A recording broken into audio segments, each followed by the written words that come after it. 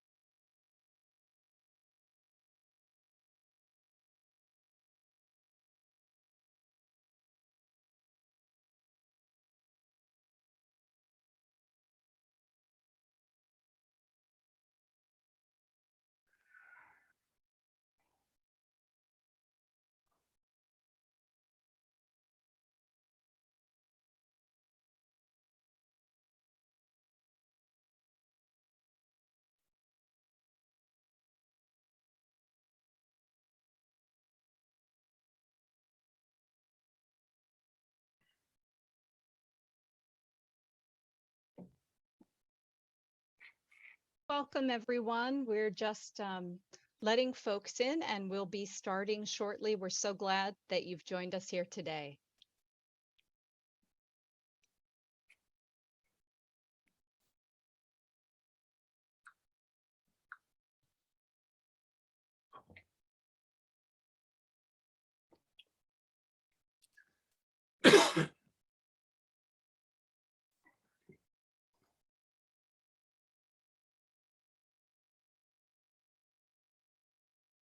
Jessica.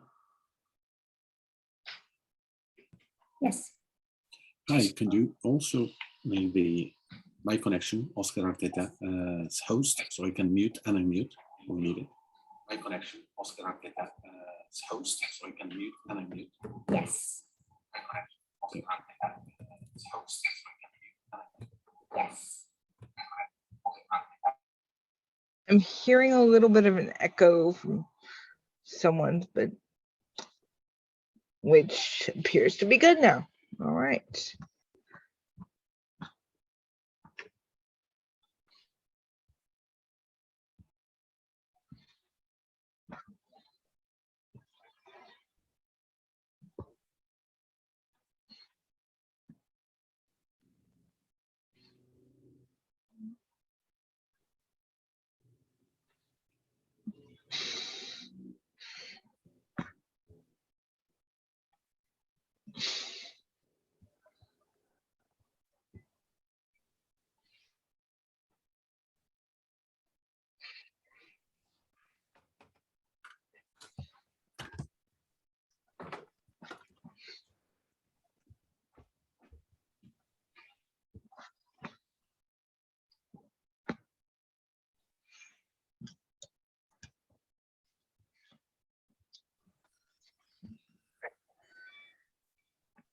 Fiona, would you like to begin the event? Kathy, did you want to give me a shout when we want to get started? Can you hear me? Yep. Yes, please. Barely. Okay, it is time. All right. Welcome everyone to the San Francisco Master Plan for Aging Regional Forum. Before we get started today, let's go ahead and get the language access and a couple access notes figured out so that everyone can participate equally in this event. So first thing we're going to do is set up our language access and tell you a little bit about that, and then we're going to cover other access notes. So what we're going to ask everybody to do, regardless of what language you're going to be listening to this event in, is go down to the globe icon in your toolbar and select the language that you want to listen in. We have English and also Spanish and Chinese interpretation. today, and we ask that even if you're listening to the event in English, you take a moment to select English as your language. This is so that if someone asks a question in another language, in Chinese or Spanish during our event today, we can hear it in English as well. If you are on a tablet, tap the corner with the 3 dots and select interpretation, and then select your language. I'm now going to call upon our Spanish interpreter, who will give those instructions in Spanish. Hola, buenas tardes a todos y todas. Quiero indicarles que hay acceso a los canales en interpretación. Si están en una computadora, una laptop, pueden ir en la pantalla abajo a la derecha donde dice Interpretation, hacen clic en ese círculo y pueden seleccionar allí el idioma que quieren escuchar. En este caso sería Interpretation y buscan Spanish para entrar en el canal en español. Si están en una tableta o un smartphone, para los controles de reunión verán que hay unos 3 puntos. Hacen clic en los 3 puntos, luego Interpretation y luego Spanish. Y así podrán escuchar este evento en español. Muchas gracias. Okay, I made the announcement. Thank you, Oscar. And now I'm going to call on our Chinese interpreter. 各位多謝你哋今日嘅參加，我哋嘅三藩市長期護理調協委員會嘅講座，咁咧就為咗要令到講唔同語言嘅人咧都能夠參與，咁我哋係有呢啲傳譯嘅服務。咁如果你想係參與聽翻，我哋會有係3種語言啦，英文啦、西班牙話同埋廣東話。如果你想要英文嘅咧，就梗係撳英文啦。但係我哋中文嘅咧，你就可以撳中文，咁就會喺下邊你嘅熒光幕底下邊有一個地球儀嗰個嘅符號咧，你撳佢咧就會出咗4個小圈子出嚟。其中第2嗰個就係 Chinese 嘅中文啦，咁佢就會可以聽到廣東話。咁另外咧，如果你用手機嘅話咧，咁咧你就或者平板電腦咧，咁你會睇到你個熒光幕有3點嘅地方咧，咁你可以撳一撳嗰度咧，就可以選擇你個傳譯嗰個語言啦。咁你又係一樣啦，揀翻 Chinese 所以聽到廣東話啦。咁如果你哋係一般都係要撳咗靜音，可能佢哋已經唔俾你用噶啦，咁要佢哋控制嘅，咁咧就可以聽到我哋呢啲嘅廣東話。多謝你嘅參加 ，Thank you. All right. So again, we would encourage all of you to take a moment to select your Bueno, ahora, I'm preferred sorry. language to listen to the event. All right. Now I'm going to cover just a few more access notes. We do have closed captioning today.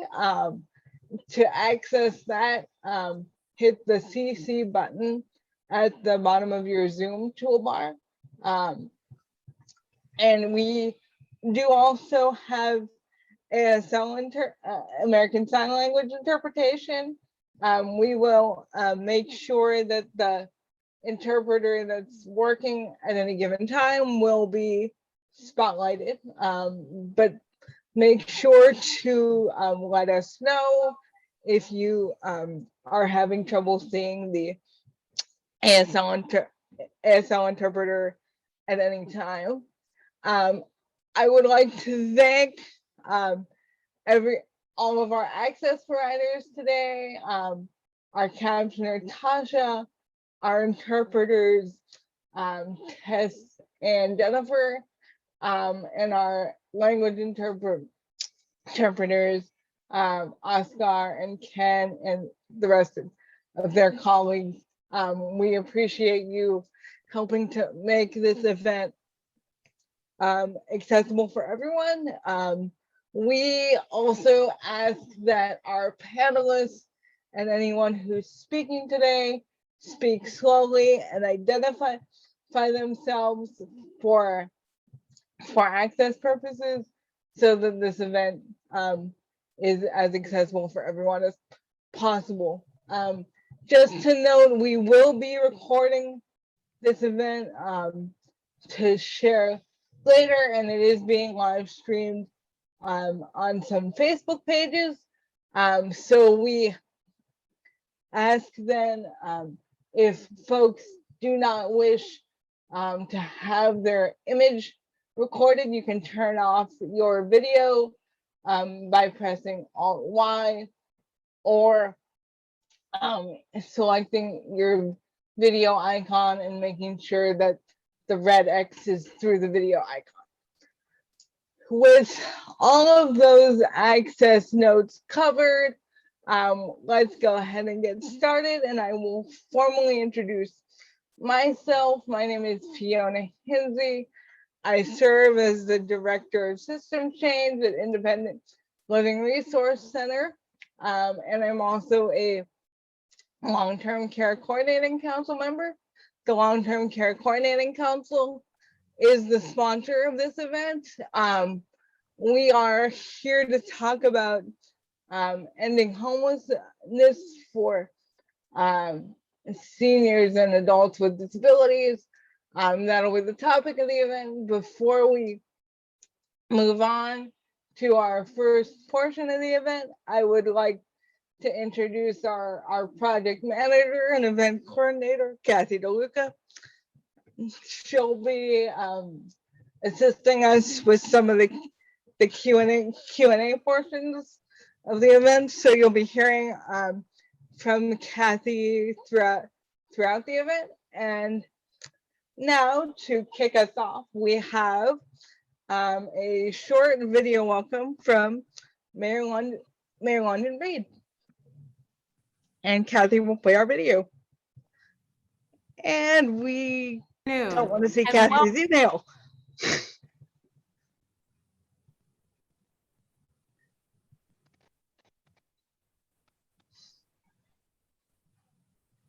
Give us just 1 second. Thanks for catching that, Fiona. I was wondering why Fiona was talking during the mayor's video, but what a good reason to do it. All right, let's try that again.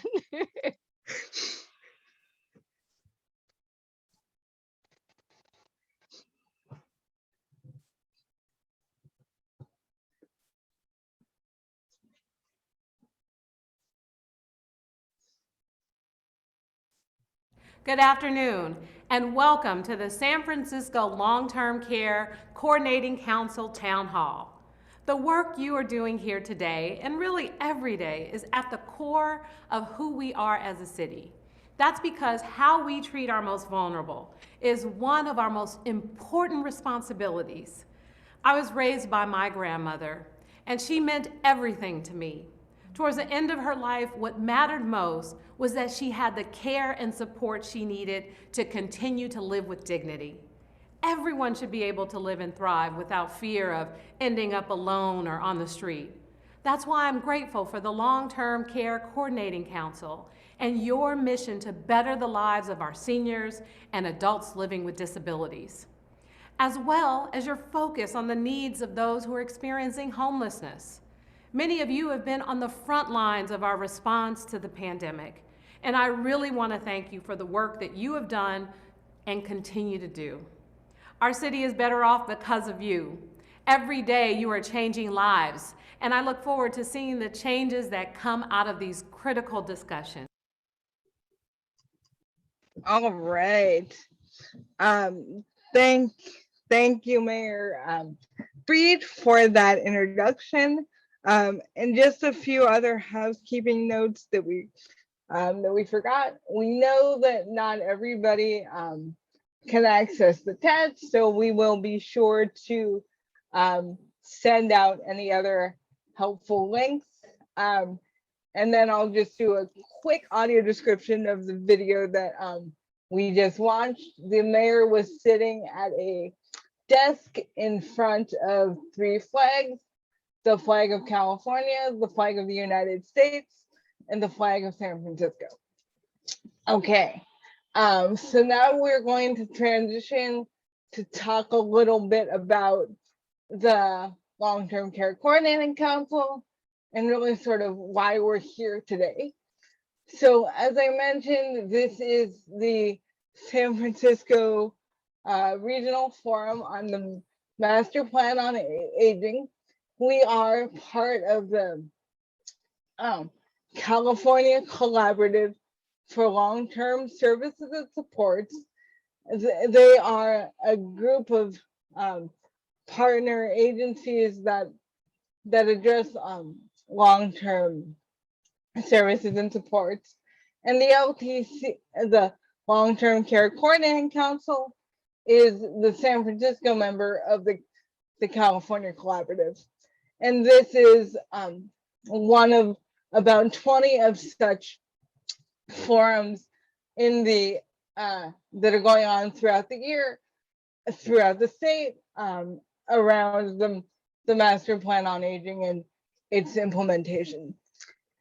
So as I mentioned, this forum is hosted by the San Francisco Long-Term Care Coordinating Council, of which I'm a member. We focus on advising the mayor on policy, programs, and service delivery for seniors and folks with disabilities. And I see a lot of my fellow Long-Term Care Coordinating Council members on the call today. So first, next, to really ground us in some context around the Master Plan on Aging, we will watch a video produced by the California Collaborative, just to do some brief audio description of this video. We're going to have some folks from the California Collaborative that will be speaking during it or around certain aspects of the Master Plan on Aging. And then in various settings, there will be some seniors and older adults depicted in various settings, engaging in community. So, Kathy, if you would next play the video. Am I showing the correct video this time, Fiona?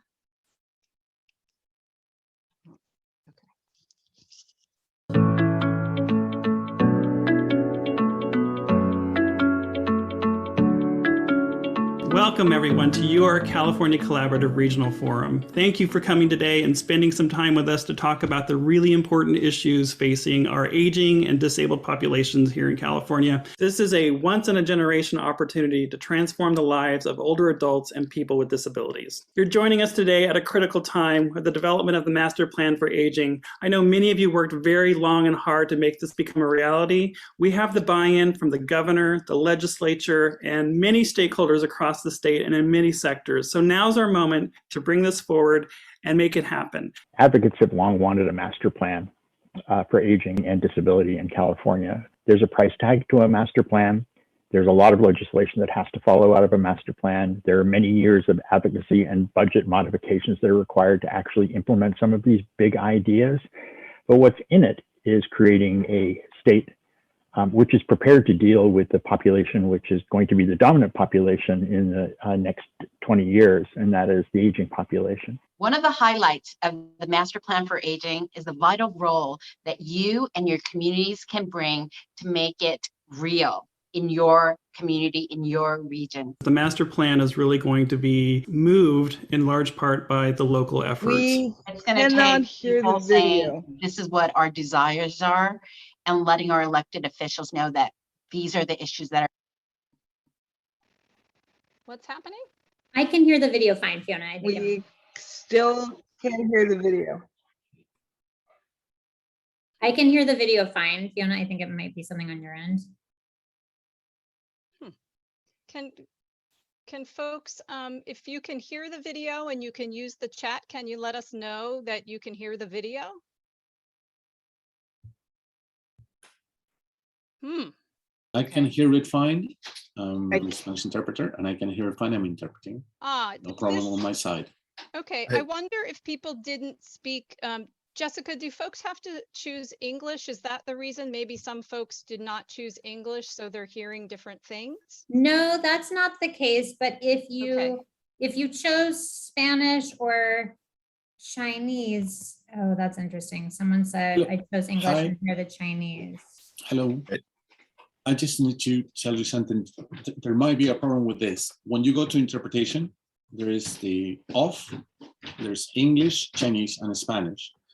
So normally it would probably be better if everyone is in off, and then only the people that need Spanish go to Spanish, Chinese to Chinese.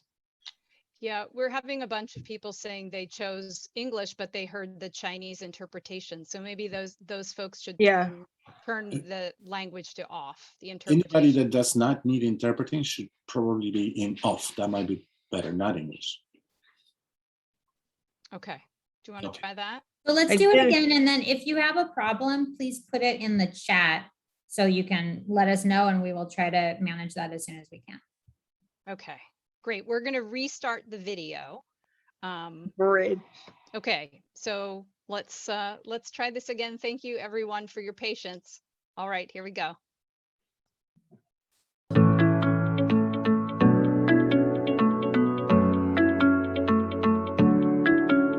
Welcome, everyone, to your California Collaborative Regional Forum. Thank you for coming today and spending some time with us to talk about the really 大 important 家參加呢個協作。 our aging and disabled populations here in California. This is a once-in-a-generation opportunity to transform the lives of older adults and people with disabilities. You're joining us today at a critical time with the development of the Master Plan for Aging. I know many of you worked very long and hard to make this become a reality. We have the buy-in. Mucho y muy duro para que esto sea realidad. Contamos con el apoyo del gobernador, la legislatura y muchas partes interesadas en todo el estado y otros sectores.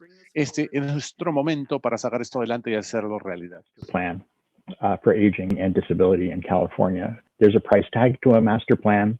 There's a lot of legislation that has to follow out of a master plan. There are many years of advocacy and budget modifications that are required to actually implement some of these big ideas.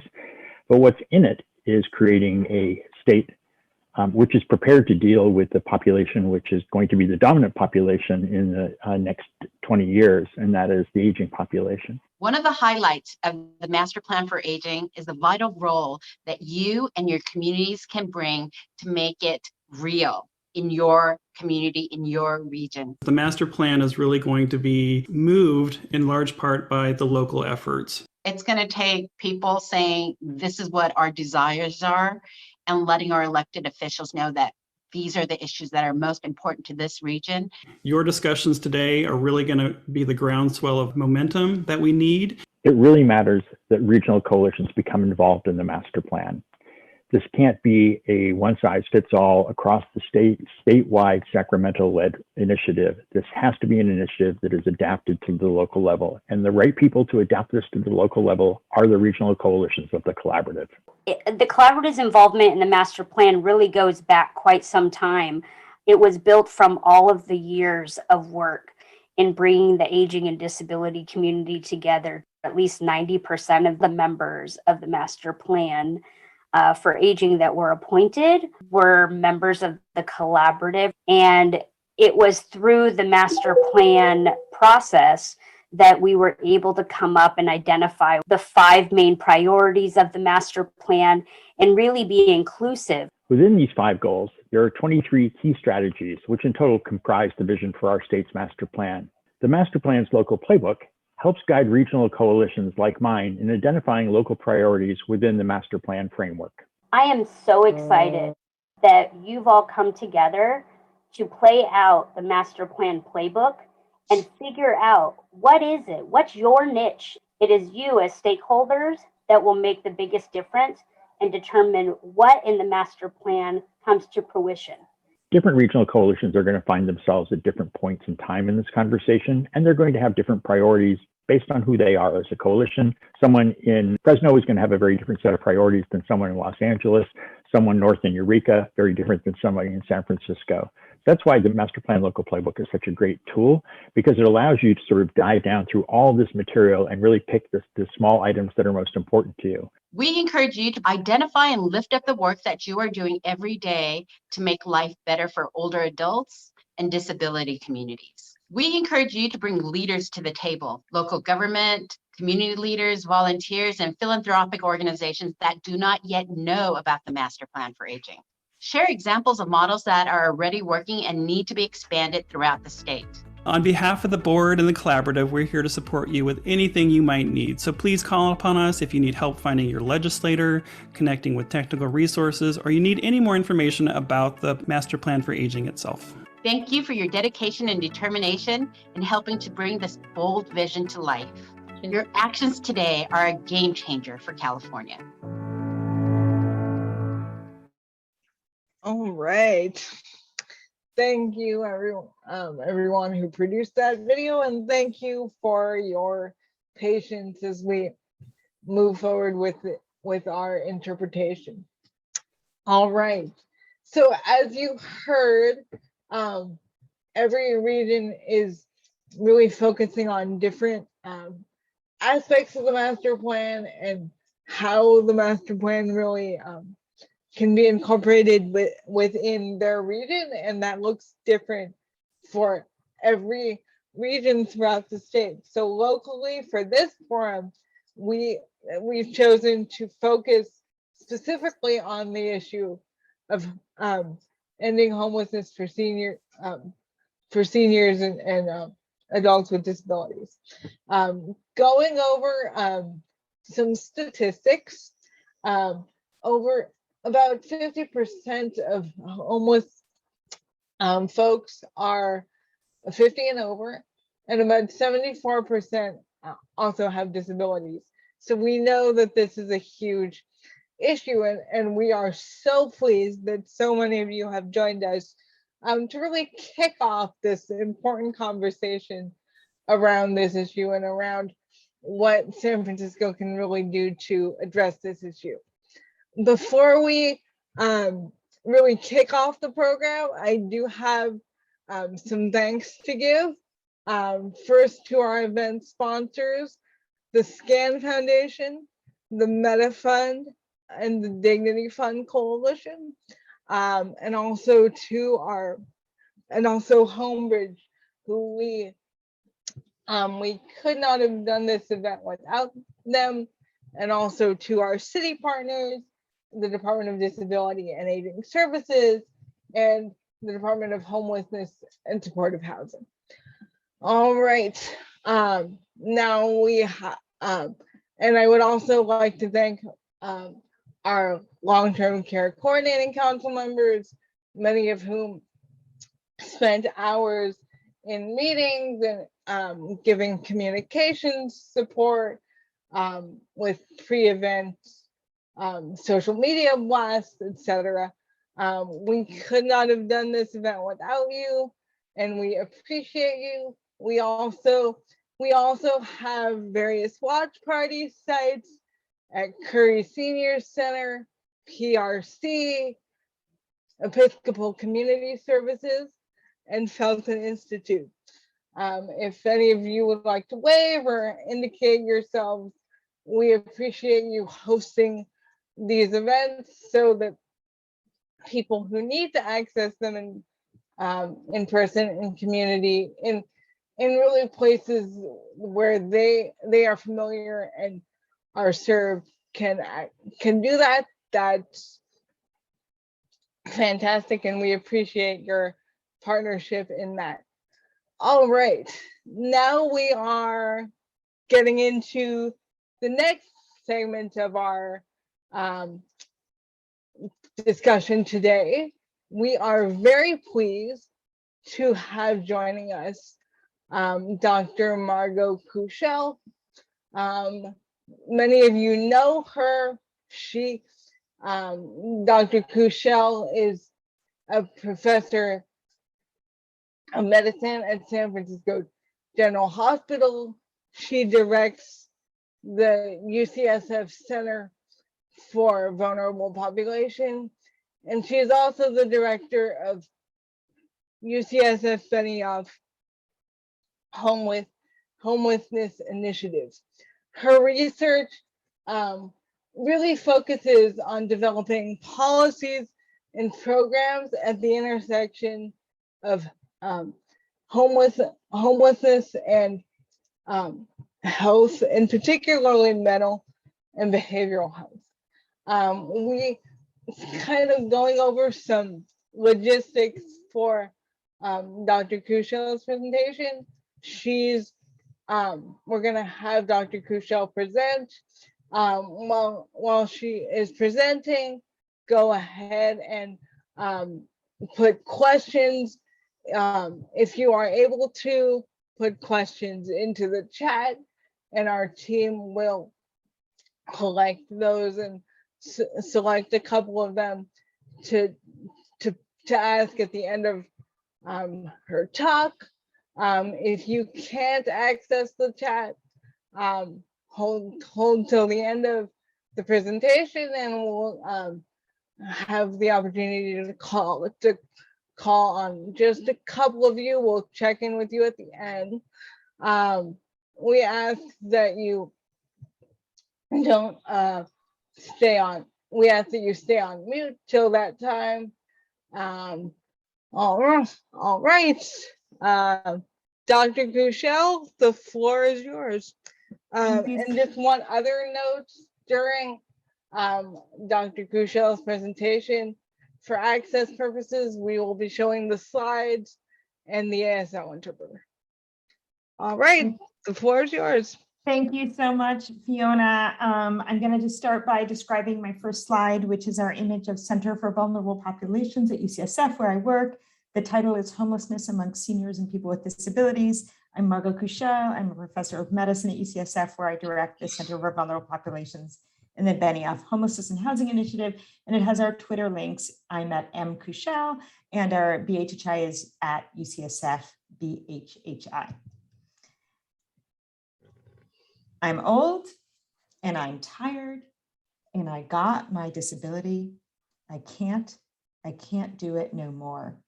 This quote from a 55-year-old woman experiencing homelessness in our Hope Home study motivates me every day to do the work that I do, and is sort of the North Star as we talk about trying to end homelessness among older adults. I want to do some level setting as to why we have this crisis. In this slide, which shows a map of the United States with various numbers on each state, I'd say that in the US, there are currently 36 units available and affordable for every 100 extremely low income household. Extremely low income households are those that make less than 30% of the area median income. California is the second worst state in the nation. In California, we have only 24 units of housing that are both available and affordable for every 100 extremely low income households.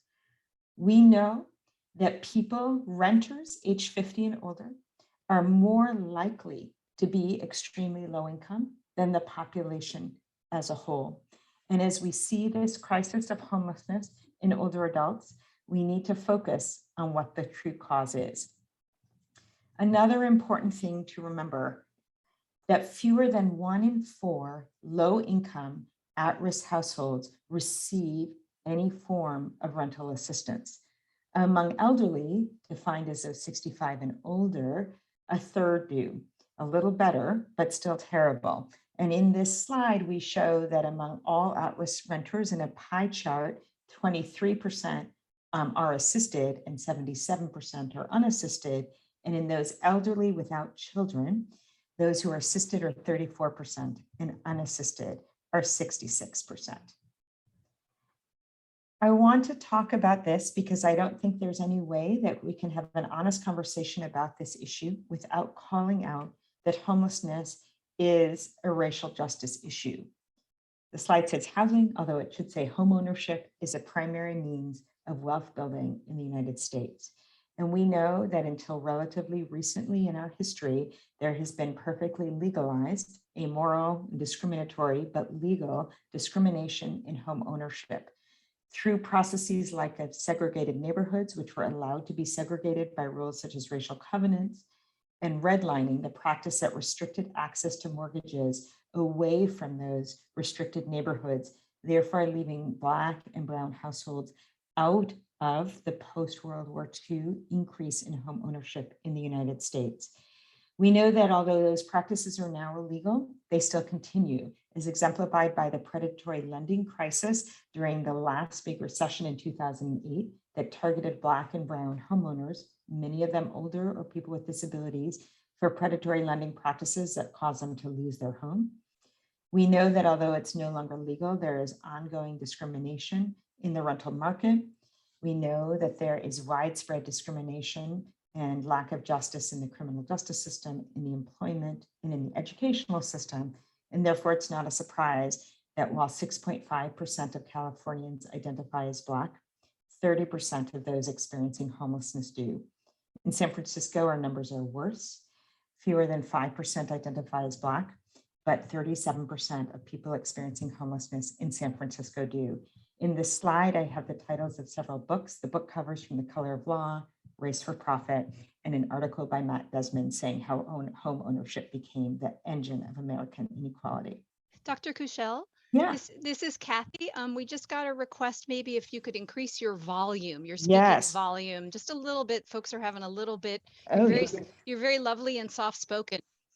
I will try to talk. Thank you for letting me know. I'm going to be closer to my microphone and let me know if this is better. The homeless population is aging.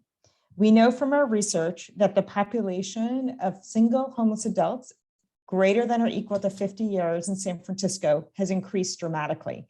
In 1990, only 11% were 50 and older.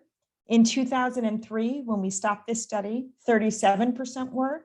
And local data suggests that as many as 50% of single adults experiencing homelessness in San Francisco and elsewhere are now 50 and older. This slide has the cover from the paper that we wrote in 2006, Brief Report, Aging of the Homeless Population. This, it turns out, is a generational effect. Americans born in the second half of the baby boom, approximately 1955 to 1965, have had an elevated risk of homelessness throughout their lives. In this slide, there is a graph which shows a line, a green line, with a bubble that goes up to over 10% in 1990. That shows that in 1990, 1 in 8 single adult men in shelters were between the ages of 31 and 33. In an orange line, in 2000, 1 in 5 were. And in a blue line, in 2010, 1 in 3 sheltered homeless single adults males were 46.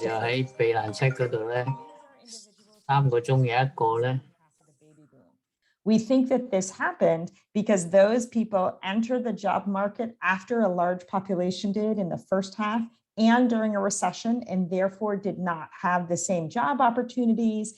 They entered adulthood at times, changes in our criminal justice system with the increase in the rise in mass incarceration. And they entered adulthood at a time that the federal government began a massive but relatively quiet disinvestment in housing assistance and supporting affordable housing. This trend will continue. In this graph, it shows the forecasted relative change in those 65 and older, comparing 2017 to 2030. In 3 lines, it shows the increase in 3 major cities, Los Angeles, Boston, and New York City. And it shows that the proportion of the population that is homeless and 65 and older will triple during this time period. I'm going to turn. Kushel, our one of our interpreters is requesting if you could speak a little bit slower. That would be good. Absolutely, absolutely. All right. The Hope Home Study, or the health outcomes of people experiencing homelessness in older middle age, is an NIH-funded study of people aged 50 and older, all of whom were homeless when they enrolled. In this study, we followed 350 participants every 6 months since 2013, and we added an additional 100 participants in 2017. The data that I'm going to present now comes from this study. This is one of the most important findings.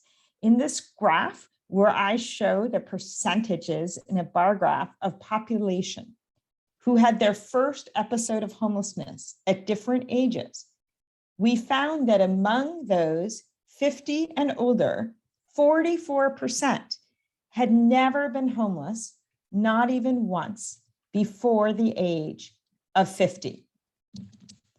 So what do these older adults experience of homelessness? What is their experience of the world? We found that a very high proportion have functional impairments. In a bar graph with blue and turquoise, you can see that almost 40% have reported at least one impairment in activities of daily living. And we show that the majority of those had in fact 2 or more impairments. Looking at instrumental activities of daily living, the slide shows that 50% have at least one impairment, and over half of those have 2 or more impairments in instrumental activities of daily living. We know that these impairments without appropriate interventions lead people to require institutionalization if they don't get the proper assistance to remain in the community. We found a very high prevalence of cognitive impairment. In the graph we show in a blue bar, over 25% had impairments in the 3MS, which measures global cognitive impairment, and 35% exhibited impairments in executive function, which is the ability to follow sequence tasks, such as if you need to get housing, you need to go to this office before noon and bring those documents to that office in the afternoon. That is what we ask people to do, but exactly what this population may have real reasons to struggle with. We found a high prevalence of all geriatric conditions, with 27% having mobility impairments, 34% experiencing 1 or more falls in the prior 6 months, 45% with a visual impairment, 36% with a hearing impairment, and 48% reporting urinary incontinence. This overall poor functional status in a population whose median age was 57 leads us to say that when we're talking about homelessness among older adults, 50 is the new 75. We found that the prevalence of geriatric conditions were worse than those in general population studies of people in their 70s and 80s, even though this population had a median age of 57. We have found that many participants had an unmet need for caregiving, whether it be paid or unpaid. When we looked, 80% met criteria to receive caregiving, for instance, from the IHHS or in-home supportive services program, but 80% reported unmet need, where they were receiving no assistance, either paid or unpaid, with their functional needs, cognitive needs, or others. In interviews, we found multiple barriers to receiving these services. Structural barriers that limited access to home and community-based services for people while they're experiencing homelessness.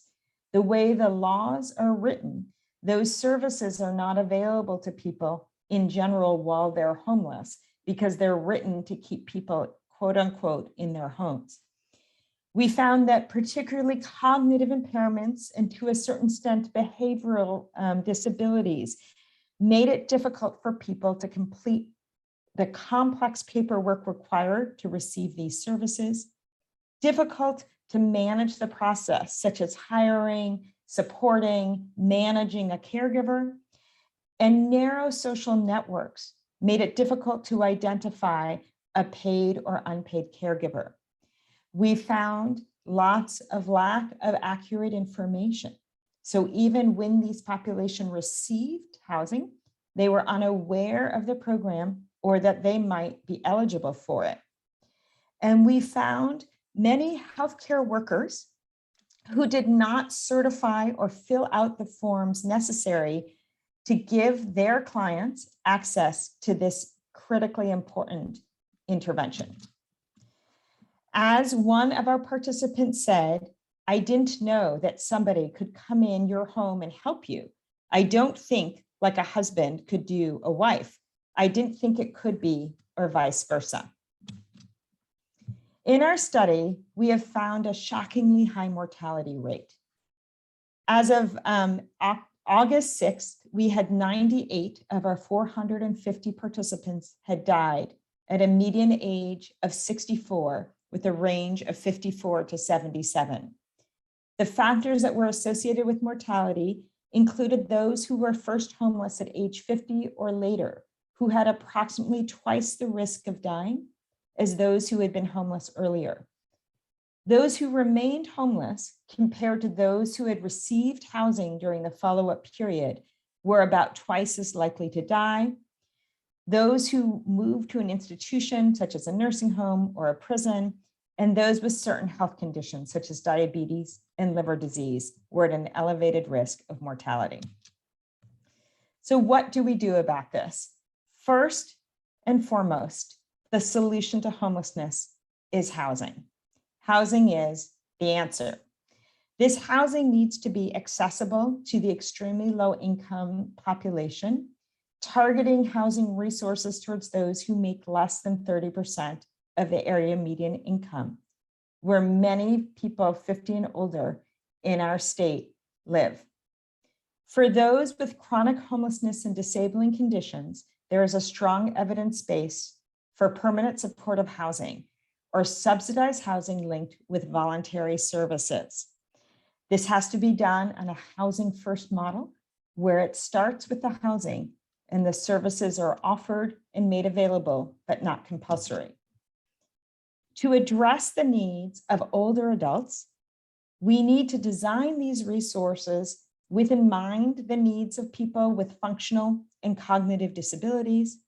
We need to recognize that people have low access to personal care and equipment, appropriate equipment, and solve for that.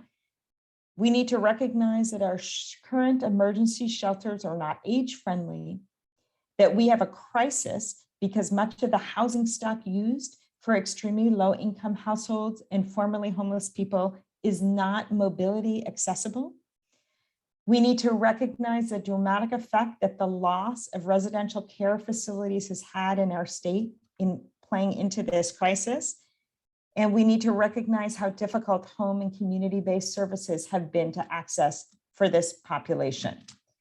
Some examples of successful collaborations between aging and homeless services include the Home Safe program, which has successfully targeted prevention resources into adult protective services agencies to get to the people who need them when they need them. There are some exciting models of PACE programs co-located with PSH. The Capable program, where people living in PSH or other ELI housing are provided with a nurse to visit, an occupational therapist, a registered handy person who can help fix things, and a small budget to make accommodations in apartments, and has been shown to keep low-income individuals in the community longer. Homebridge, which has a model in San Francisco, which has been working with permanent supportive housing residents to provide IHHS services. And Project Roomkey, which targeted homeless older adults and those with disabilities during the COVID pandemic to get them out of homelessness quickly into non-congregate shelter. I'm going to end with a call to action. We are experiencing rising rates of homelessness focused in older adults. Our system remains unresponsive to the needs of this community. And we need to think seriously of how do we keep elders living safely and in the community to avoid both homelessness and unnecessary institutionalization. And with that, I will stop and leave you with my email address, margot.kushel@ucsf.edu. And as I mentioned before, our Twitter handles @mkushel, @UCSF-BHHI, and @UCSF-CVP. Thank you so much. All right. Thank you, Dr. Kushel, for all that information. Now, we have time for just a couple of questions for Dr. Kushel, and we wish we could take more questions, but we have a packed rest of the agenda for you today. So at this time, I would like to hand things over to Cassie DeLuca, who will help facilitate the question and answer portion. Thank you, Fiona, and thank you, Dr. Kushel. It's a lot of great information. Folks are asking for the presentation, so I'm going to share that with them. We got some comments from folks. One question is for you is how do we balance, you mentioned housing was the solution, but how do we balance housing and services? Does it make sense to create deeply affordable housing if we don't attach the services to the housing? We need to recognize that there's a range of needs, right? There are many people, many even elderly people, who simply need housing and then could access existing community services that we have in the community for low-income elders. There are others who have more severe disabilities or needs who are going to need services adapted to their needs. Things like, what I didn't mention, the assisted living waiver, or other ways to bring really robust services with the goal of keeping people in the community safely. So I think it's a question of meeting people where they're at. Services without housing won't end homelessness. So we definitely need the housing. And then I think it's the right thing to match the services to people and to recognize that that service mix may change throughout the life course as it does for the general community. Great, thank you.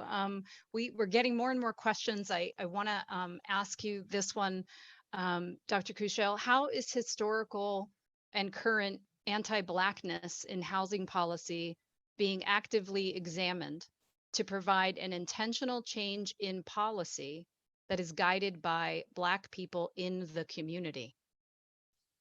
I think that is what is needed. I think that housing is one of many, but in my mind, one of the most central examples of how anti-Blackness and anti-Blackness embedded in our policies has landed us in the solution we now have.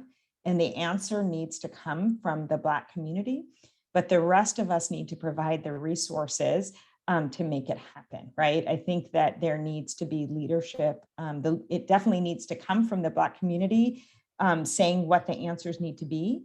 But those of us who have benefited, whether intentionally or unintentionally, from white supremacy need to sort of provide the resources to make it happen.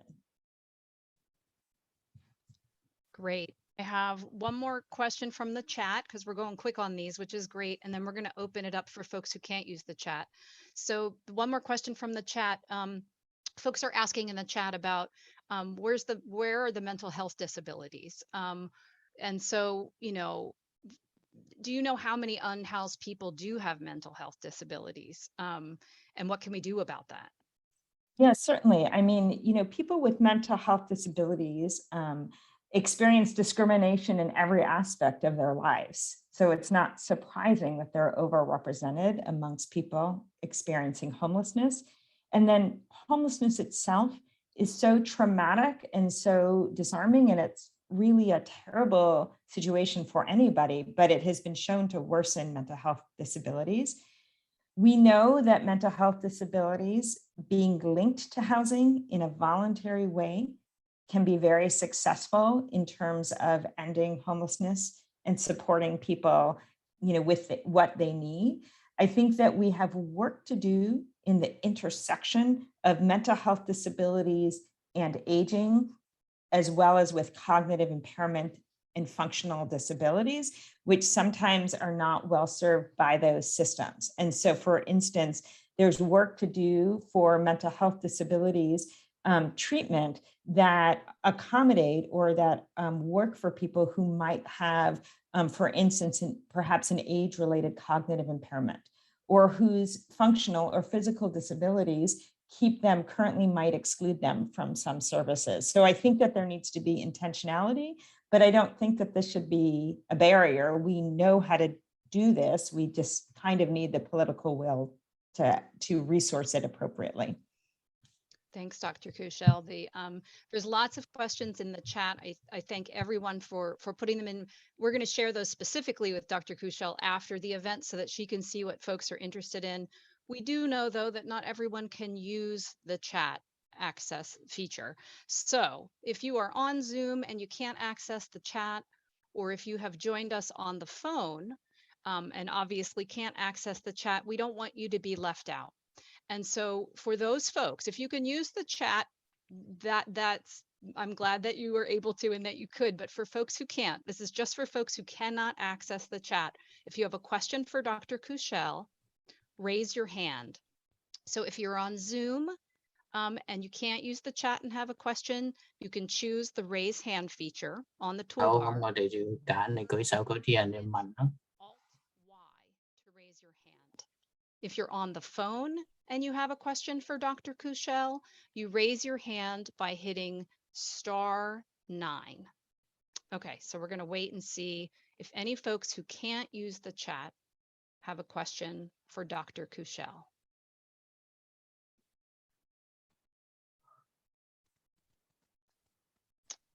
Chấm xin chào là cầm hả? Không hay gì?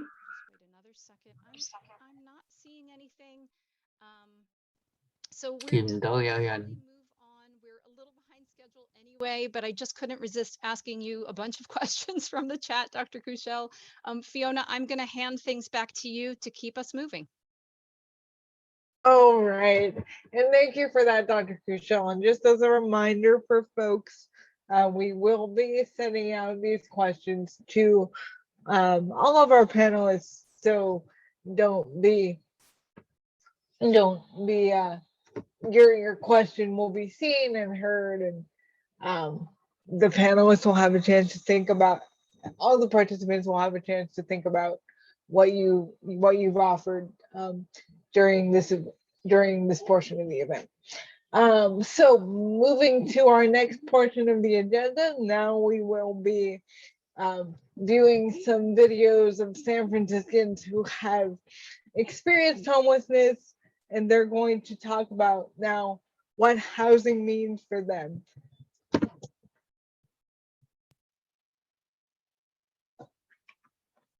So I spent 8 years homeless, I guess. In and out of homelessness. My mother said I wasn't really homeless, I just wouldn't be still, but I was homeless. Because I was in shelters, I was tired. I was actually physically, mentally, emotionally tired, spiritually tired. When I lived in the shelters, I didn't feel safe, sleeping. But being home, to be able to come back home, that's beautiful. And it's peaceful. I have a peace of mind.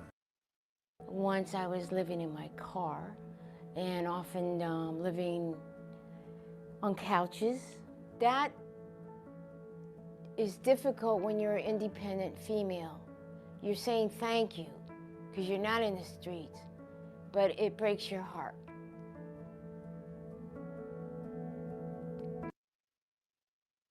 When I was able to move here, I thought I won the lotto. It's brand new. It's like I'm the first person in this apartment. I'm the first person in that bathroom. That's a big deal for me. I just look around and I say, I'm okay. That's a great feeling. I wake up, I'm okay. Because I know when I go to bed, I'm okay. And when I wake up, it's like, I told you. It's just a great feeling. All right, and we thank Storage to Plowshares for providing us those great little video stories of folks with firsthand experience. Now is our panel, and it is my honor to introduce our panel moderator, Del Seymour is a real community leader in this space, particularly in the Tenderloin. He's the founder of Code Tenderloin, which focuses on barrier removal and expanding economic opportunity and access to jobs for unhoused and formerly incarcerated folks, so they can live with the dignity that economic opportunity provides. He is also the vice president of the Swords to Plowshares board of directors, and most recently, for the last 4 years, he served as the chair of the San Francisco Homeless Coordinating Board. And for those of you who know Del, you know that he's been very active in City Hall with advocacy on the front lines of the homelessness as an issue for really all communities, but particularly seniors and folks with disabilities. Just a bit about the structure of the panel. First, Del is going to ask a series of questions that came directly from really the questions that you, the audience members, submitted prior to the event when you registered. And we really thank you all for submitting those questions. And then we will follow the same procedure for questions from the audience, as we did with Dr. Kushel, and Del, Kathy will facilitate helping Del ask those questions. And then at the very end, we will open to questions from folks who can't use chat. So during the panel, if you have a question, put it in the chat. And again, we ask that you stay on mute to minimize background noise. So Del, I will hand things over to you to introduce our panelists. Well, I want to thank everyone for coming. I'm going to start out by saying, unfortunately, I'm going to turn my video off because I'm having internet instability, and I think they'll help out a little bit. So let's try it like that. You saw my beautiful face, so just keep it in your mind. Yeah, my name is Del Seymour, as I think she gave a pretty rendition of my background and who I am. When I was appointed to the local homeless coordinating board by then Supervisor London Breed, she assured me that this would be a 2-hour-a-month appointment.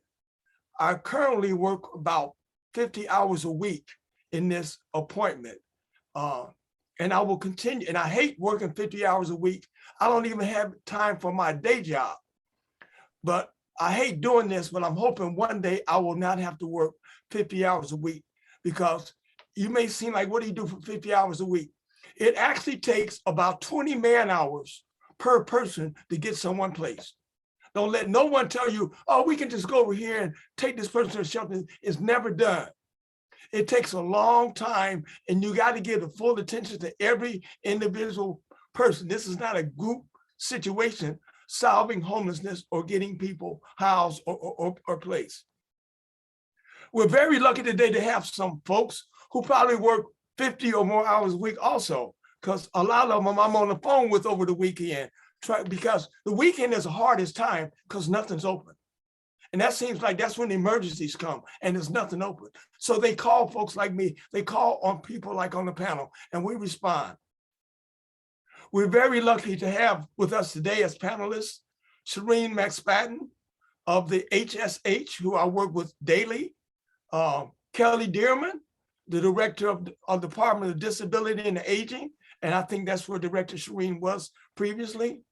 Yolanda Harris, who has a wonderful job as Commissioner of the San Francisco Housing Authority, and my good friend Beth Stokes, the Executive Director of ECS Services, which is the dynamite service here in San Francisco. Without ECS, if you think the streets are bad now, and you can go outside and look, if you think the streets are bad now, how would they be without ECS? I would not even want to think how our services would be. So we thank you all, every one of you, for what you do. So I'm going to ask each one of you to take 1 minute to introduce yourself, and let them know who you are and what you do. And I'll start with Director McSpadden. Dale, thank you so much. Hi, everyone. It's really a pleasure to be here, and it's great to see so many people coming together. I looked through the list of people, and I see a whole bunch of people from the Aging Network, as well as the Homelessness Network, people who've experienced homelessness, people who are older, veterans, providers and staff. And I think that's a lot of the answer today, is just everybody coming together to think about homelessness and how it affects older people and people with disabilities. That's how we come up with answers. I'm Shireen McSpadden. I am the director of the Homelessness and Supportive Housing Department, and have been with the department for about 5 months. Before that, I was the director of the Department of Disability and Aging. Thanks, everyone. Director Dearman. Hi, Dell. Thank you so much. Hi, everybody. I'm Kelly Dearman. I'm the director of the Department of Disability and Aging Services, and I've been here a little less than 5 months. And so happy to follow Shireen McSpadden and all of her efforts. I just want to echo Shireen's comments that I think it takes all of us to constant conversation and action to figure out how we're going to tackle this problem. So I look forward to the conversation. Thank you. Commissioner Harris. Good afternoon, everyone. Thanks for having me. I'm happy to be here with the colleagues and the public. I'm Yolanda Harris.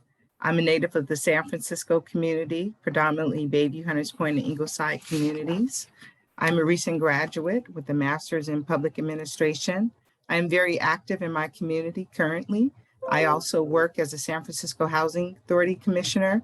I serve on the San Francisco African American Reparations Advisory Committee, and I also work with the Long-Term Coordinating Care Council.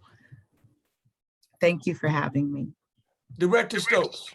Good afternoon, everyone. Such a pleasure to be here and an honor. Thanks, Del. Beth Stokes, I'm the Executive Director of Episcopal Community Services. I've been here almost exactly 4 years at this time, came from the Corporation from Supportive Housing, where we were very focused on, finding funds and resources to build more supportive housing. I will add that one of my first meetings when I came back into San Francisco, because I am a graduate of San Francisco State in social work, but one of my first meetings was with Director McSpadden when she was the head of DOS, as I was very focused on healthy aging and for folks that are aging in place and for folks that aren't in the system and finding partnerships and ways to address that. So always deeply grateful for her taking my first meeting when I came into the city. Okay, thank you all. Let's get started here. Let me just add one thing in.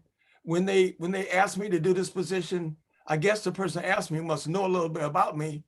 And he says, Dale, you are the moderator, not the commentator. So I got to be careful not to be the commentator. I just want to say this though. We've had a lot of data today, a lot of things we already know. Some things are new, but we collect constantly a lot of this information on folks. We've been doing it for years.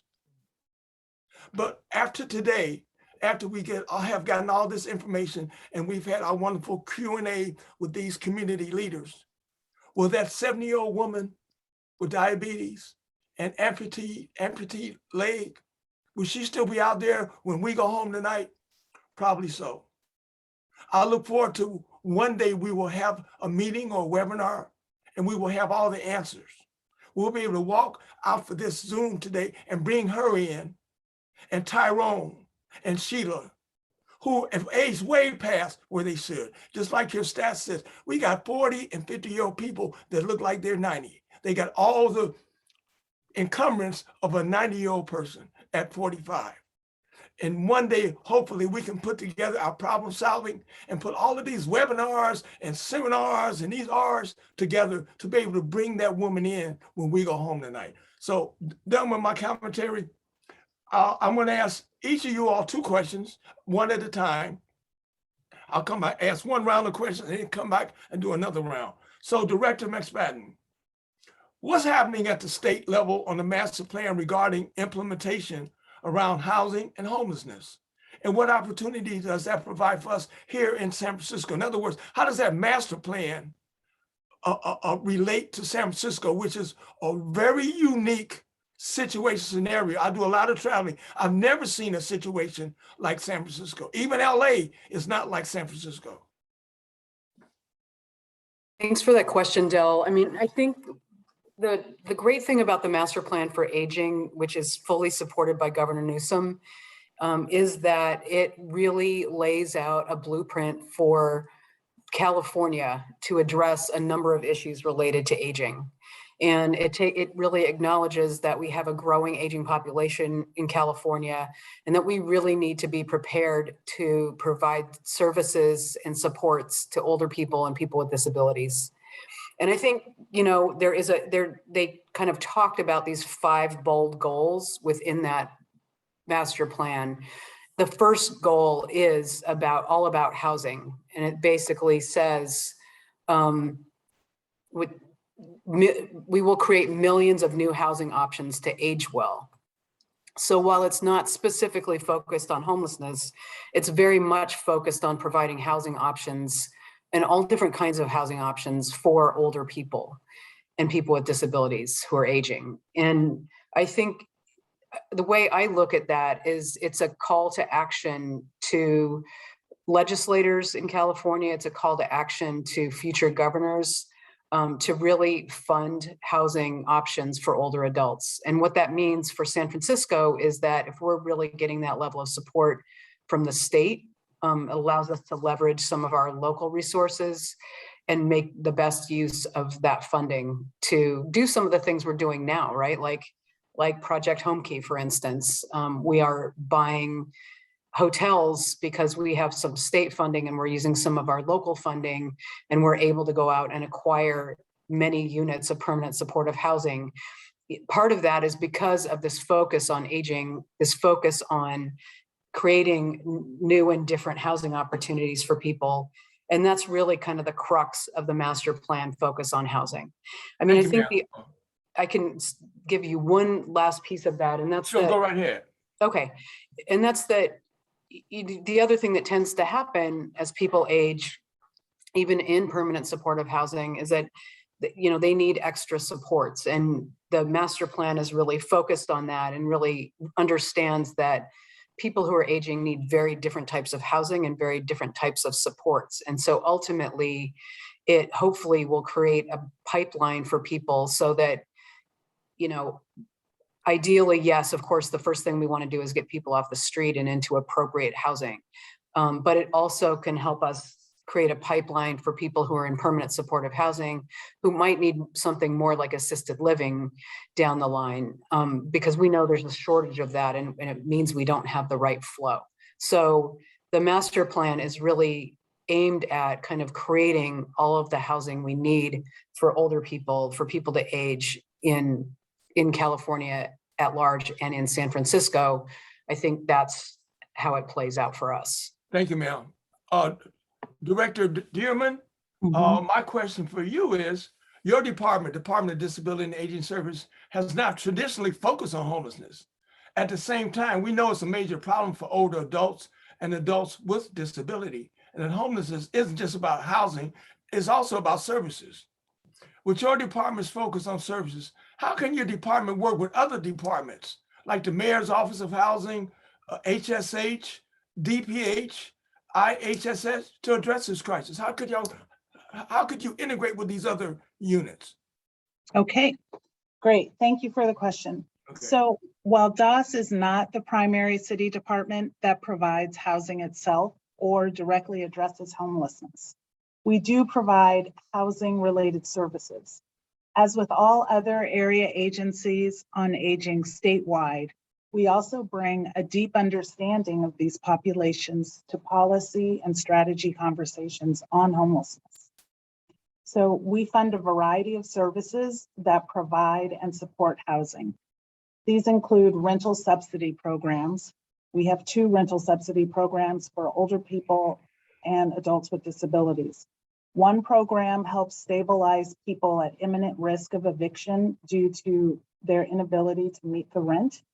The other program helps people leaving institutional care to secure housing. In addition to rental support, these programs provide social service connections through an age and disability lens and expertise. We serve about 430 people a year through these two locally funded programs. And while these programs serve a relatively small number, they are very impactful for those that are served. We also fund supportive services in former public housing sites managed by MOHCD and at veterans housing sites. These programs try to promote housing retention, facilitate community, and connect people to other services that help them stay housed. We know it's really important to support these residents to keep their housing. Given their income levels, we know these are San Franciscans who would have a really hard time staying in this city if they lost their affordable housing. We are also part of a state pilot to prevent homelessness through a deeper collaboration between our Adult Protective Services Program and the Homelessness Continuum of Care. Dr. Kushel talked about this a few minutes ago. San Francisco was one of 25 counties to participate in the first phase of the Home Safe pilot programs that the California Department of Social Services rolled out in 2018. In partnership with the Institute on Aging, our initial implementation of this program focused on providing intensive eviction prevention services to adults at risk of experiencing homelessness. So things like advocacy, connection to legal services, payment of back rent and utilities, purchase of needed goods, heavy cleanups, and most importantly, connection to intensive case management services. Just last week, we received guidance from the state regarding phase 2 of the Home Safe program, and we're currently in discussions with HSH to finalize the service models that we will be rolling out. Okay, thank you. Thank you, man. I have to agree with you that case management is one of the biggest things that we need to get better in, because that's the problem solver just in itself. And again, that's very time intensive, but it's necessary, and you got to treat everybody. You can't just say, I only got a half an hour with you, because that may not solve the problem. So why even go in there unless you got time, whatever it takes? And that's where we have to get our funding better and all of that. So thank you, ma'am. Commissioner Harris, you're the commissioner at Housing Authority. And I know what a job like that means to someone or a position. How is this personal to you? Thank you for asking that question, Dale. It's personal through my life experiences, working with others who have faced housing challenges, working as a housing advocate, working as a residential home provider, and experiencing housing challenges myself as a young adult and as an aging adult.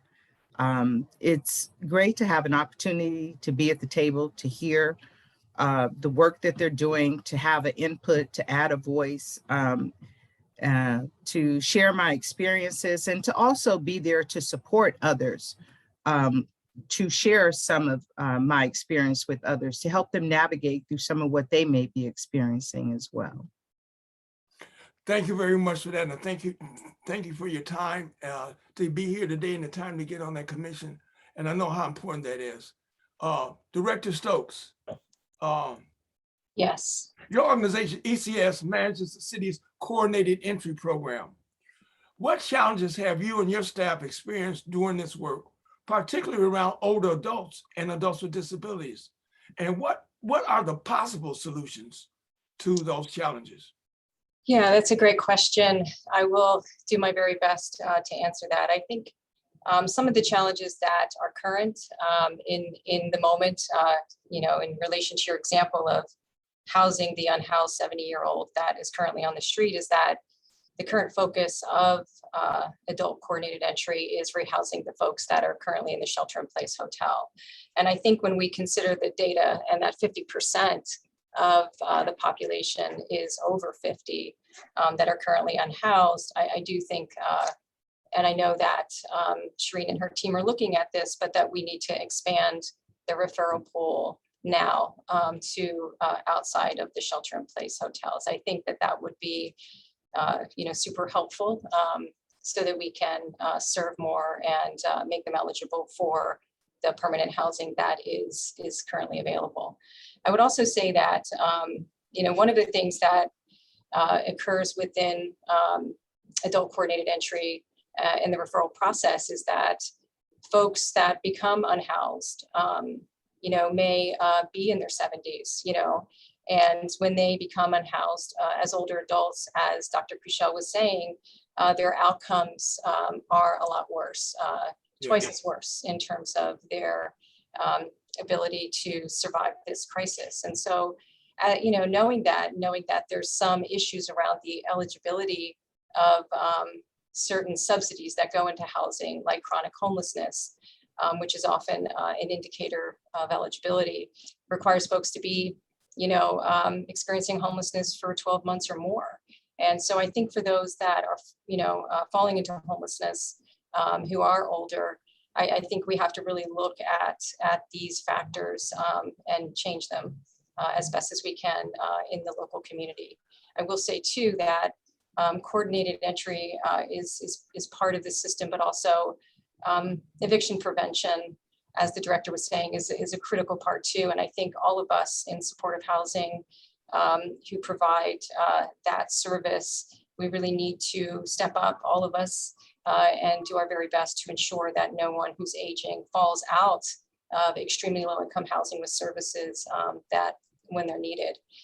So I just want to, underscore that, as well as that the prevention of homelessness is critical to our success at the very front end of it. Thank you, ma'am. Thank you. Director Shireen, what programs does the city, and especially your department, would you have specifically for currently homeless older adults and homeless folks with disabilities? And if not, what are you planning to do in the upcoming? Because although a person is out on the street, they need the same services that you currently have that exists for people that are housed. How can we get a little equality there? Right. So thanks for the question. And I think I saw somebody in the chat wrote that we really should be thinking about universal design, and that's exactly right. When you look at the percentage of people experiencing homelessness in San Francisco, it's 74% of the population. And so given that disproportionate rate, we really do need to think about ensuring that all of our programs are designed to serve people with disabilities. So we fund various programs for people experiencing homelessness, ranging from prevention to street outreach, shelter, and short, medium, and long-term housing. And one of the things that we know we need to do, and when, I'll talk a little bit in a second about the programs we have that specifically serve older adults, but one of the things that we know we need to really focus on for this population is prevention. And fortunately, we have more money for prevention in our budget than we've ever had. One of the things that we know, and I think Dr. Kushel pointed this out, is that older people often experience homelessness for the first time. And she showed us some pretty stark statistics about that. And one of the things that we think can really help with that is working with people before they become homeless. So we're looking forward very much. I'm really excited that Kelly is at the helm of Department of Aging, or Disability and Aging, because we already have a strong partnership, and we're very much looking forward to ensuring that we're working with DOS on problem solving and working with people to prevent homelessness in the first place. So what specifically do you have right now? What program specifically do you have right now that addresses? I'm getting to that. Hang on just a second. Okay. So, we're also focused on ensuring that our permanent housing programs meet the needs of older people and people with disabilities. We have partnerships with Department of Public Health, and we're also programs meet the needs of older people and exploring a disabilities. partnership with DOS. Oops, I'm hearing my echo here. To pilot enhanced IHSS services in PSH. So those programs are specifically for older people and people with disabilities. They're not necessarily specific buildings, but we are looking to infuse those programs throughout our permanent supportive housing portfolio. And then within the city's Shireen, I'm existing sorry. 22,000.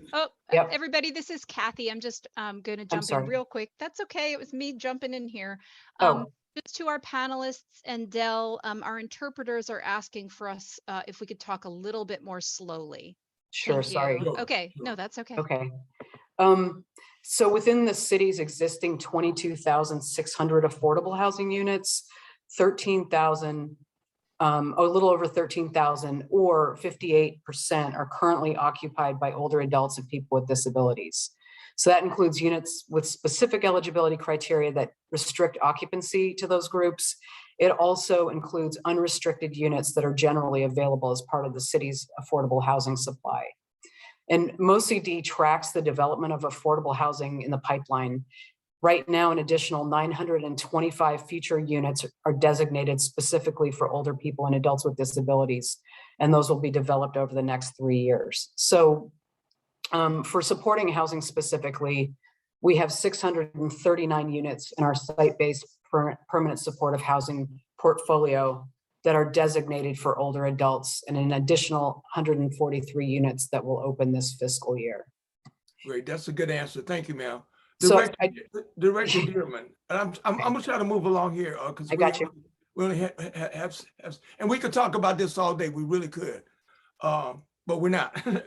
Okay, Director Dearman, we know it takes time to build supportive housing enough to meet the demand. It's gonna take some time. We can't do it tomorrow. In the meantime, how do we make sure everybody receives services regardless whether they're housed or not? That's almost the same question I asked Director Shireen. Yep. Thank you. Okay, a couple of things. First of all, we can tailor our programs to better meet the needs of people experiencing homelessness and lower the barriers to accessing what's available.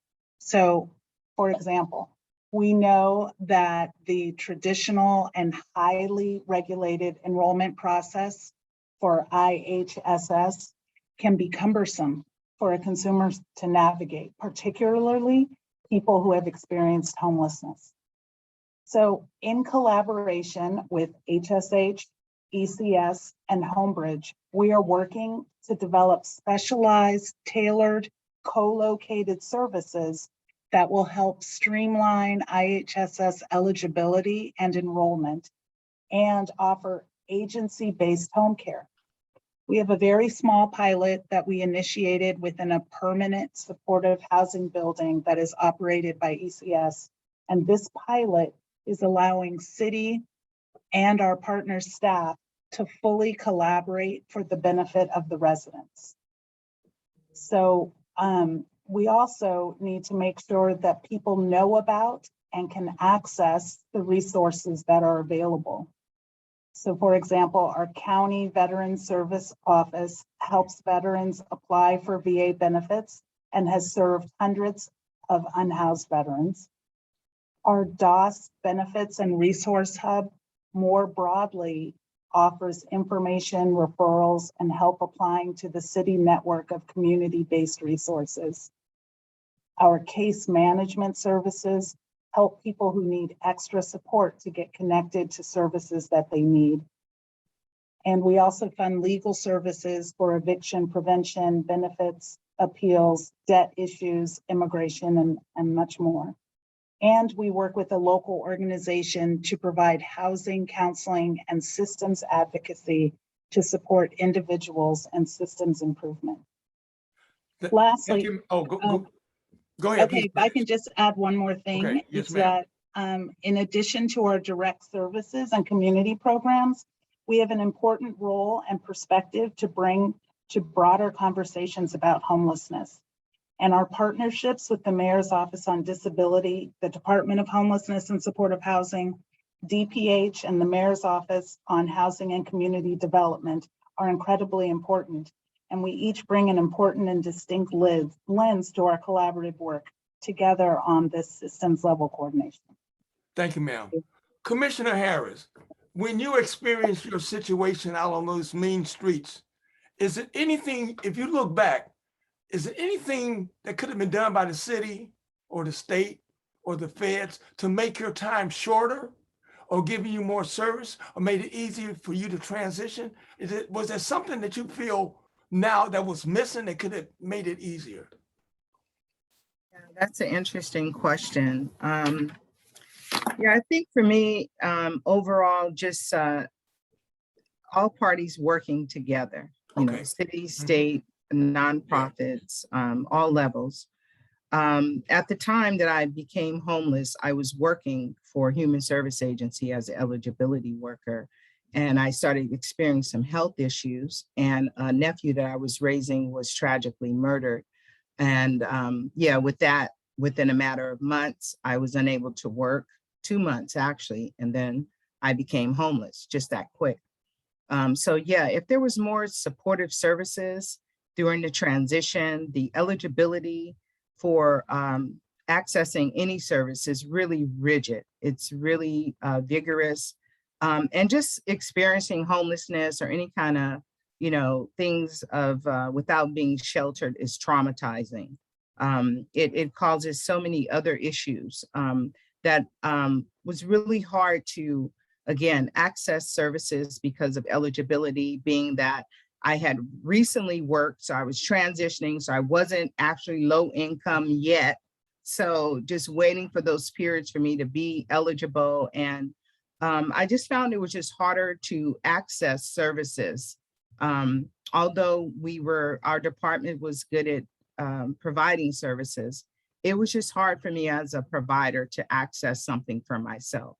And I just feel that just again, including people who are experiencing homelessness in the decision makings, I feel that a lot of decisions are being made from the top and they affect the people at the bottom. But I think having some input from people who are experiencing these traumas is really helpful. Having some kind of voice in an advisory capacity, some type of internship, and even training and hiring them as part-time employees. I think that they're really great to be as part of the team because it does take everyone. And I found that the housing through the city MOHCD, yeah, I almost find that it's a joke. I mean, the eligibility process and the tasks you have to go through to access it. And when you do access it, it's a lottery. So I have even recently been called on for apartments that I've applied for during my homelessness a few years back. And the problem with that is they want me to show that I have an income of more than $5,000 a month to be eligible for a unit. And so it's like, how do you navigate that? And where is the justice? I mean, I look at the AMI charts and you have subsidies from someone with a $20,000 income up to someone with a $279,000 income. How is that possible for those two incomes to be on the same eligibility chart? You know, there's a huge gap in the subsidies, and we need deep subsidies to really get people off of the streets into housing. You know, another concern of mine is that there's so many. I'm gonna move on. Our time is running out, so I want to give everyone an equal share because we're getting ready to go. But Commissioner Harris, thank you very much. Beth, you will have the last question from the moderator, and that will be, what service or program? Oh no, that's hers. Okay, what has the pandemic taught us about solutions to homelessness, and what changes are we seeing in the city because of that? Excuse me, Dale, this is Commissioner Harris. Can I just add one last thing? Yes, you surely can. It's really hard to see how natives have a hard time accessing housing, and people from outer regions are accessing housing much faster and easily than we are. Thank you. Thank you, Commissioner. Thank you. Director Stokes? Yes. You'll have the last question from me. Yes. Question in terms of lessons learned regarding the pandemic. I will say, I think that, to the commissioner's statement about neighborhoods and folks, I think we absolutely, and I know Shireen and her team is working on this, but also in terms of housing, I think being able to for folks to have the choice to live in the neighborhood in which they're from, to be able to access the services in the neighborhood in which they're from with the service providers that are there is a critical, movement that we as a community have to go into. Communities know their neighbors and know what their struggles have been, and often know that those struggles sometimes with some folks have been, for many, many years, whereas providers coming in from the outside wouldn't have that understanding. So I do want to comment on that. So thank you, Commissioner. And then I'll say just one thing about the pandemic is that okay. Yeah, that's a question that you have for me. And that's, I think what I think we learned, I think many of us learned, but at ECS is that, it really took the pandemic for us to see what was possible in terms of our ability to rapidly move over 2,000 people inside within a very short period of time, and to be able to get that done. So I think that, the city and county of San Francisco can achieve great things. I think that over the pandemic, we were able to get an unprecedented number of people sheltered and in housing with their own rooms, in settings that folks, for good reason don't want to leave. And I do think also that what it also showed us is that collaboration is critical to our success in those, shelter-in-place hotels that cropped up very quickly. With a lot of rooms that the Department of Public Health was on site. Other, city and county departments were on site supporting the process, supporting the needs of folks that were there. And so it was a comprehensive effort to serve that population. And I think that we're capable in this community of ending homelessness. I think that the pandemic showed us how quickly we can move to get a very significant population of those that were unhoused, into housing. And we also were able to, at the initial stages of that, move folks that were 60 and over and prioritize that population who are highly vulnerable to the pandemic into housing. And we saw that there was a significant population of folks that were 60 and older unhoused in that effort. So I'll stop there. Thank you, ma'am. Okay, great. Perfect timing. I'm gonna move this over to Kathy, who will manage the live Q&A. We got a bunch of folks rearing up to ask questions. So we'll try to go. I'm sorry. No, we do, Dale. That's all. I'm just, okay, all right. I'm just saying you are right. We have a whole lot of questions. Yeah. We have so little time. It's always the case, right? Yeah, always the case. Always. So, so this conversation this isn't the end of our conversation, friends. Right. We all know each other. A lot of us know each other. We're going to share every question that was submitted today with our panelists, and then we'll figure out next steps. So they're going to get your questions, and we're going to figure out next steps. So thank you to everyone. I'm going to take a few questions from the chat. I wish I could share them all right now. But I want to start with this one because it got a few. Yeah, let's talk about that. Someone wrote, could there be some discussion about unhoused older adults and disabilities or adults with disabilities from cultures that have limited to no English, an inclination to stay with extended family members, concerns about immigration status, and systematic trauma and suspiciousness of government programs. Someone said, I've referred many folks for services, but they have to be on the streets to be considered completely homeless.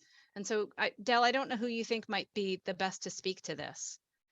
I think Beth might take that better because she has the largest population of folks that are close or fit in that, and she's more or less boots on the ground. So Beth, can you quickly answer that?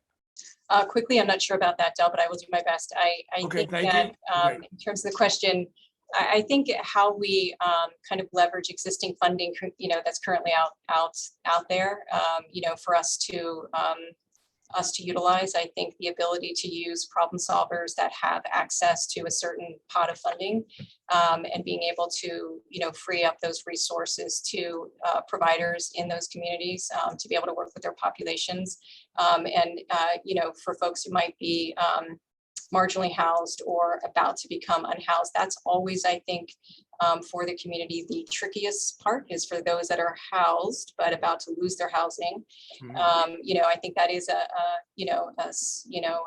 area in our system of care that we need to look at more closely. But I think that's the group that we need to keep housed and figure out the resources for it. I will say that I do think that problem solving access and the access to that funding, which could, be up to $8,000 per person, should be something that could be utilized for someone who is unhoused to be able to go back to their family members. And that's part of that program. So being able to, for providers in communities where this is needed, I think that that's certainly something that the community can look at and should look at. Yeah, I think that's a very important. Your problem solving unit there, I've used it several times on getting people placed just recently, and it takes a template out. It puts that equity in, and I think that's a very important tool. Next question, Kathy. Now I'm the one slowing us down. All right. Yeah. So I know I'm supposed to keep things moving myself. Okay, so here's a question. How do we leverage greater services that can flex with the need of the tenant communities in permanent supportive housing? So not just clinical services, but also holistic programming that supports the whole person to live their life fully. Director Serene. Sure. And so since again, we're talking about older people and people with disabilities, I think that the way to do that is to really create partnerships. And one of the key partnerships is the partnership between HSH and Department of Disability and Aging Services. Mm-hmm. And we gave a couple of examples earlier about where we're doing that, but we are continuing to have regular conversations about how we continue that. I think the other key partner in that is Department of Public Health. And again, they're actually in conversation with us as well. One of the things that we're doing this year is embarking upon our strategic plan. And we want to think about all of the ways that we can support people to age in place in supportive housing, and to think about the partners that we need to bring along with us as we do that. And organizations like Episcopal Community Services have thought through a lot of this, and they have some really good models for providing services to people who have experienced homelessness, who are aging. But we can also learn from a lot of other organizations as well, like George Davis Senior Center, and really kind of start applying some of those models across the board. Thank you, Kathy. Can I add? Next? I'm sorry. No, go right ahead. Who was that? Director Dearman? Go ahead. Yes, I just wanted to add one more thing, and Shireen touched on it. We cannot forget the partnerships with our community-based organizations. We all recognize that isolation is a #1 killer for older adults and people with disabilities. And so we really should also look at some of the amazing programming that is being done at our community-based organizations, which really lifts up community and community spirit and the community voice through all sorts of programming. And I just don't want to forget the importance of that. Thank you, ma'am. Kathy? You got it, Del. So I want to share this comment from the chat, which is, I love this panel. Ashe to everyone on it. So I'm just sharing that as we keep going through the questions. Yes. Okay, next question. Ashe. Ashe. We often lump together seniors and people with disabilities, but I find that many, Dahlia housing opportunities that have no minimum income and 30% of income as rent are senior only, which typically means over 62. Where are the similar housing opportunities for people with disabilities? That would be Director Serene. You want to take this, or Director Dearman? Let's have Director Dearman take this, please. Okay, I will just say that's a very good question, and thank you. What I do want to say is that last December, the Board of Supervisors passed an ordinance that requires DOS to coordinate new reports, but bring in several different departments to provide data.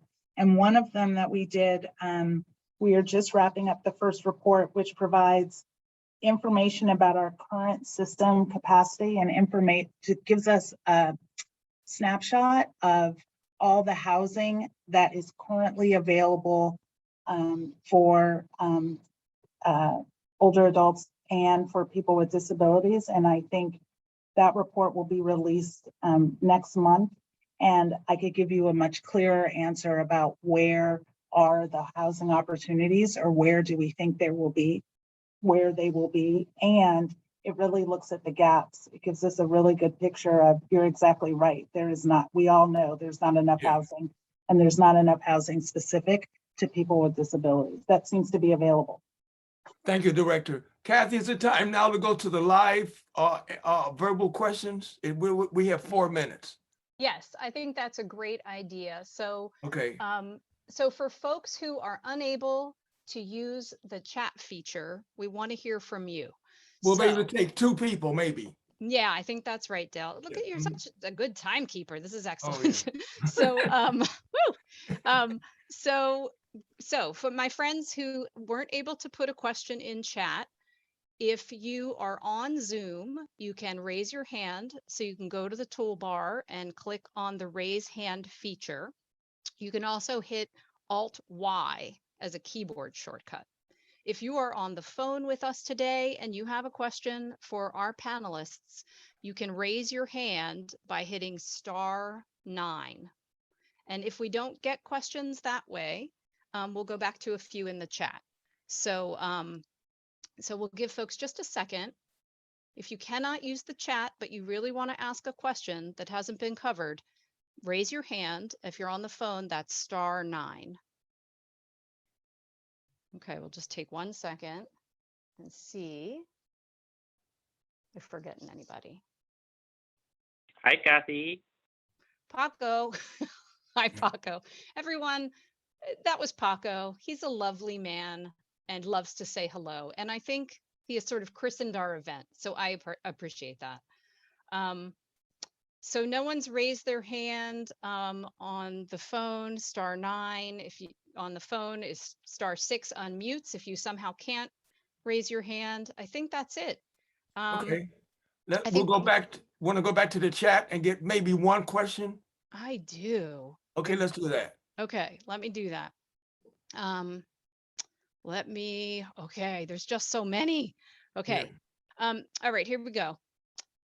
Here's a question. Access to senior mental health case management currently requires APS contact. That frightens a lot of folks who then get refused service, or they refuse service. So there needs to be a softer first contact to connect to service. How can we make sure people get mental health services without having to call Adult Protective Services or the police? Del, who do you think should get that one? Again, I think Director Dearman might be better, or Shireen, what do you think? Why don't you start Director out? Dearman. I know. Okay. I knew you were going to say that. We both knew you were going to say that. Yes, we did.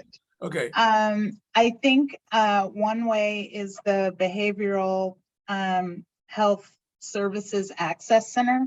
You don't have to call APS if you reach out to them.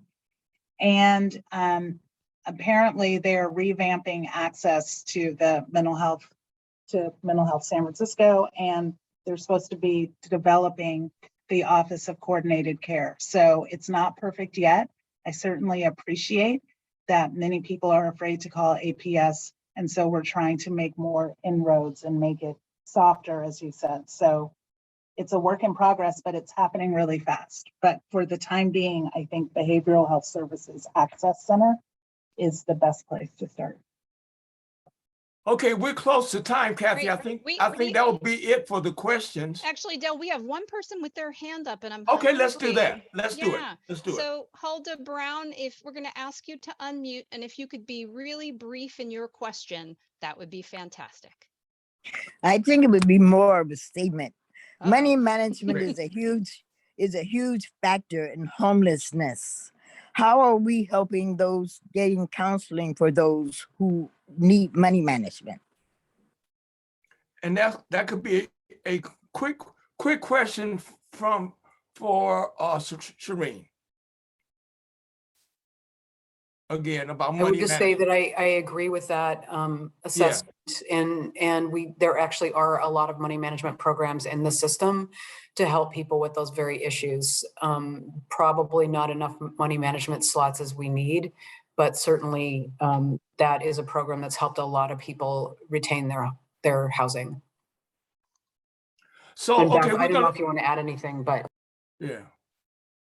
Well, Del, thank you, man. Yeah, Del, I'm a terrible timekeeper, clearly, because I want to add one more question before we give it back to Fiona to wrap up. Can you? Okay, we're past time. I know we are. I know, Okay, but, go right ahead. What you don't know, Mr. Dell, is I worked in a few extra minutes there because I knew this might Okay, happen. okay. You cheating, okay. I'm cheating a little bit, and All we right. still might go over, but here's a quick question. It's not quick, it never is. What options are there and what work is being done to support folks who aren't thriving in current supportive housing? That's a good question. Really good question. Beth? Yeah, certainly. I mean, I think it's a question that, really speaks to our ability to kind of, work with each individual, figure out what's happening for them and try and figure out what kind of care coordination they need. I know that at ECS and other folks are trying to really figure out how to partner more closely with healthcare providers on site if that's an issue that someone has. Trying to co-locate with like federally qualified healthcare centers who may bring in, direct or Department of Public Health direct access to a health need or direct access to some type of wellness program. So somebody might want to engage in some type of physical health activity, or some other type of specialty healthcare service. And I think we definitely need to provide more options and leverage existing resources to provide specialty healthcare on site, in supportive housing. So I think that's something that we're certainly looking at and talking with Shireen and her team about. But it's something that's a work in progress in terms of what we can offer. I will say too that, and it was a comment on the chat by Lauren Hall at Dish, is that, certainly willing to, I think we have to look at providing services after hours and on the weekends. And to her point, I see her commenting too. I think one of the services that is often the elephant in the room for us providers in supportive housing is really being able to think through recovery and substance abuse services and accessibility to those for folks who are interested in engaging in that service. Okay, so we're going to start to close out here first. I want to really thank the panelists who put up with me today. I know you probably will all take me off your Christmas list, but I'll work on that this year. Thank you so much. We just have a time. I want many people to be able to speak. And these things, when I'm on these panels, are very personal to me. I mean, I remember when I was a 60-year-old disabled veteran living on Ellis Street, in the tent on Ellis Street, 60 years old. Jason from the hot team, who still works at the hot team, you know I'm director, got me off the street, put me into a navigation center then. And then I went to Swords to Plowshares the next day. Within a couple of days, they gave me a key to my first apartment. And I still remember the moment of opening that door and seeing my own place, what that meant to me. So I learned how to do my own case management, more or less. If I would go to one agency that says, well, at that time, the VA was not talking to HS, there was no HSH. VA was not talking to DPH, DPH was not talking to HSA. Well, nobody talking to each other. So I hand carried my papers from each agency until I got it together. And so things have changed now. Now we got scams, not scam, but scans. I'm being very clear. We got scans where we can send our clients' paperwork back and forth. But this means a lot to me to be a panel, because I remember every night I spent out there on those damn streets. So I will turn this back over to our MC, Fiona, and thank you for the 300 some people, 225 people that spent a couple hours to work on figuring out solutions for our unhoused neighbors with disabilities and our seniors. Thank you. Thank you very much.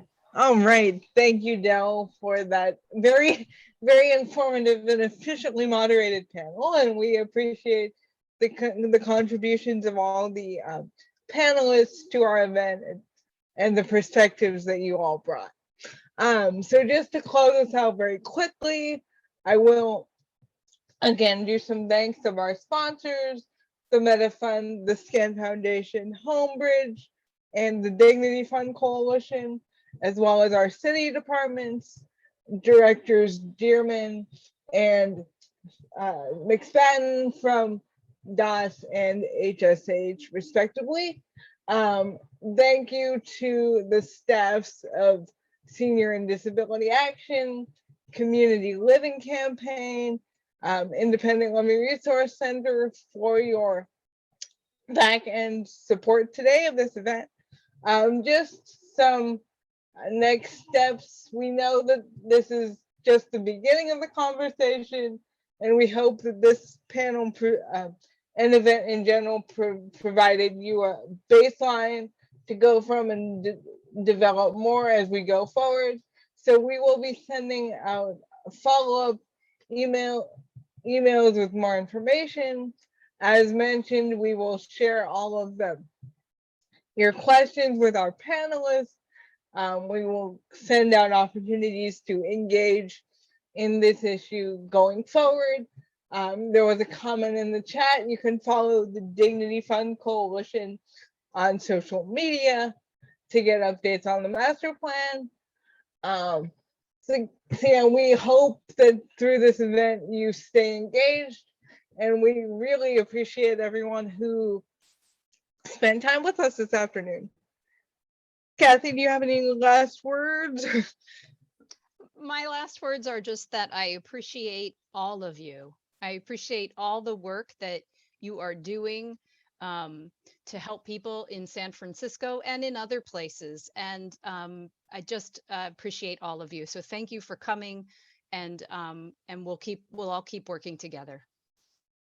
All right. Bye, everyone. Great presentation, everyone. Thank you, Paco. Thanks so much.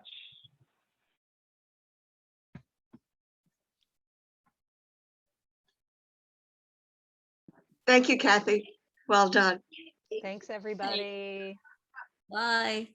Bye. Have a great day, Kathy. You See too. you at the sidewalk search party. Okay, see you soon. Thanks Hi, again, Kathy. Cynthia. Good to see you. Thank you. Thank you, Oscar here. Thank you, Oscar, and your whole team. Thank you very much.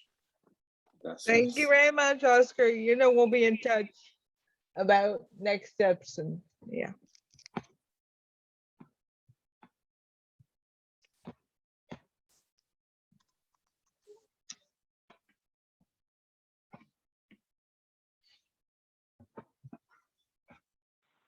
I'm done with my flu vaccine, Kathy.